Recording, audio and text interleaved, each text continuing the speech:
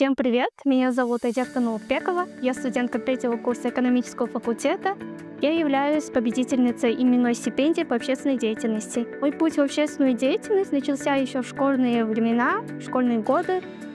После поступления на первом курсе я узнала о том, что идет набор в студенческий совет нашего факультета, и сразу подала туда заявку, потому что мне было интересно.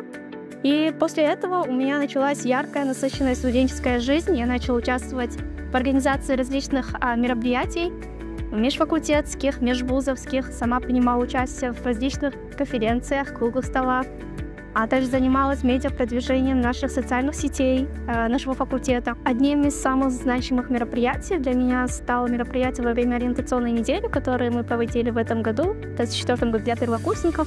В этот период я познакомилась с очень крутыми ребятами, нашла новые связи, новых друзей, начала больше увлекаться в внутренние рабочие моменты, именно внутренние организационные моменты. И это был первый опыт, когда я организовывала такое масштабное мероприятие, именно волонтерила, помогала и была полностью вникала в работу организации именно такого масштабного мероприятия.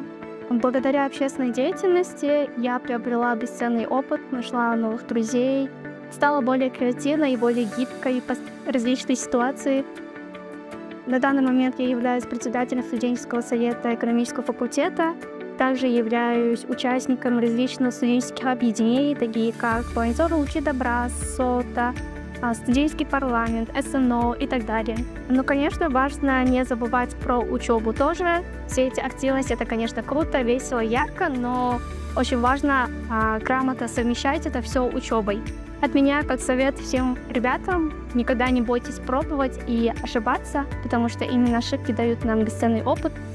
Всегда проявляйте инициативу, участвуйте в различных мероприятиях, присоединяйтесь к студенческим объединениям, и тогда и вы можете получить именную стипендию.